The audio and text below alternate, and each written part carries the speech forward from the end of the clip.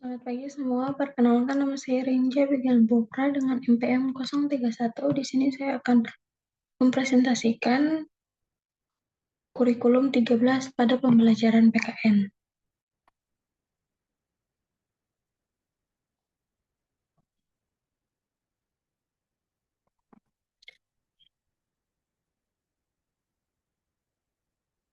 Yang pertama di sini ada kurikulum 13.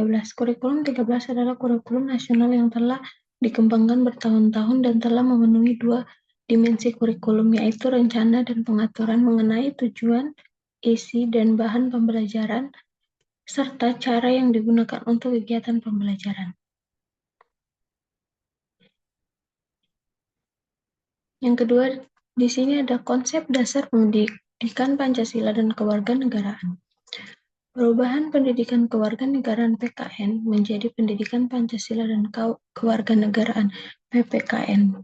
Tujuan pendidikan nasional sebagaimana telah dirumuskan dalam Undang-Undang Nomor 20 Tahun 2003 adalah untuk perkembangan potensi peserta didik agar menjadi manusia yang beriman, bertakwa kepada Tuhan yang Maha Esa, berakhlak mulia, sehat, berilmu, cakap, kreatif, mandiri, dan menjadi warga negara yang demokratis serta bertanggung jawab. Kurikulum 13 dirancang dengan tujuan untuk mempersiapkan insan Indonesia supaya memiliki kemampuan sebagaimana pribadi dan warga negara yang beriman, produktif, kreatif, inovatif, dan efektif, serta mampu berkontribusi pada kehidupan bermasyarakat, berbangsa, bernegara, dan peradaban dunia.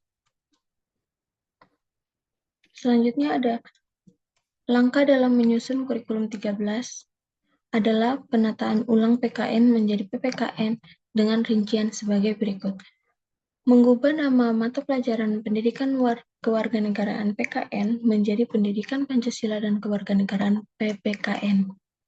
Penetapan mata pelajaran PKN sebagaimana utuh dari kelompok mata pelajaran yang memiliki misi pengkokohan kebangsaan, perkembangan dan penerapan berbagai model pembelajaran yang sesuai dengan karakteristik PKN, yang berorientasi pada pengembangan karakter peserta didik sebagai warga negara yang cerdas, baik secara utuh, mengembangkan penerapan berbagai model penilaian,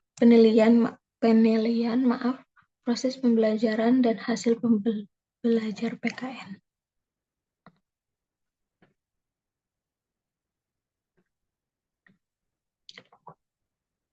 Selanjutnya adalah ruang lingkup kurikulum. Substansi utama perubahan PKN menjadi PPKN adalah sebagai berikut. PKN 2006, 1. Persatuan dan Kesatuan Bangsa, 2. Norma hukum dan peraturan, 3. Hak asasi manusia, 4. Kebutuhan warga negara, 5. Konstitusi negara, 6. Kekuasaan dan politik, 7. Pancasila, 8. Globalisasi. Kurikulum 13, 1. Pancasila sebagai dasar negara dan pandangan hidup bangsa, 2. Undang-Undang Dasar 1945 sebagai hukum dasar yang menjadi landasan konstitusional kehidupan bermasyarakat, berbangsa, dan bernegara, 3. Bhinneka Tunggal Ika sebagai wujud keberagaman kehidupan bermasyarakat, berbangsa, dan bernegara dalam keragaman yang kohesif dan utuh. 4. Negara Kesatuan Republik Indonesia NKRI sebagai bentuk negara. Selanjutnya, ada prinsip dasar pembelajaran PKN. Menurut pendapat Budi Yansa, prinsip-prinsip pembelajaran tersebut adalah prinsip belajar bahwa siswa aktif, student active learning, kelompok belajar kooperatif, cooperative learning, pembelajaran partisipatorik, dan mengajar yang kreatif.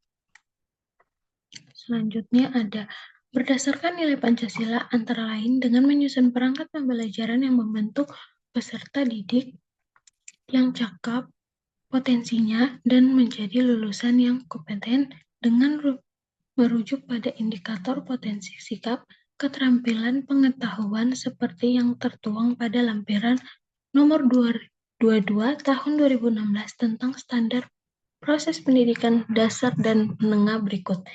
Sikap menerima, menjalankan, menghargai, menghayati, mengamalkan. Pengetahuan, mengingat, memahami, menerapkan, menganalisis, dan mengevaluasi. Keterampilan, mengamati, menyanyi, mencoba, menalar, mengaji, menciptakan, menyaji, menciptakan.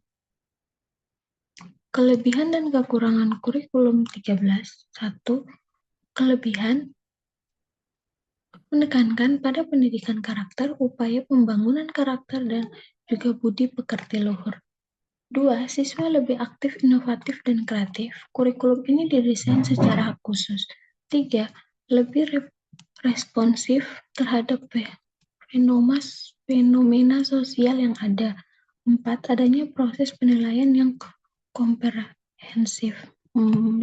Adanya pendampingan dan arahan langsung dari pemerintah pusat. Kekurangan, 1. Guru tidak dilibatkan dalam pembuatan kurikulum 13. 2. Masih banyak sekolah atau lembaga pendidikan yang menerapkan kegiatan pembelajaran mengajar konvensional, sedangkan KBM konvensional harusnya sudah tidak diterapkan dalam kurikulum 13. 3. Banyaknya guru yang belum memiliki kesiapan mental. 4. Banyaknya guru yang kurang tepat dalam memahami konsep kurikulum ini, sehingga guru kurang memberikan penjelasan materi. 4. Dalam menyusun RPP, guru kurang kreatif. Sekian dari presentasi saya, mohon maaf jika ada salah kata kurang lebihnya.